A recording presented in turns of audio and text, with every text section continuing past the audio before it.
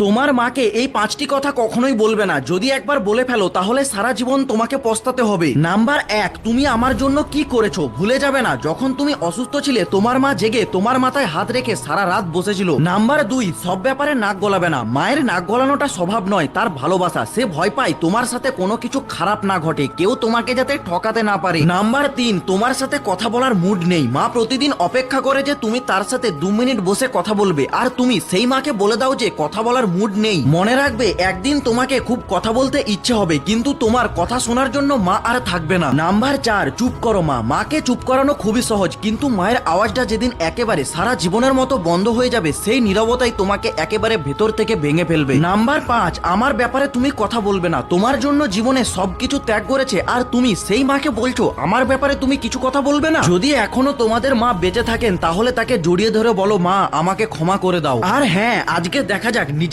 মাকে ভালোবেসে কজন কমেন্টে আই লাভ ইউ মা লিখে যায়।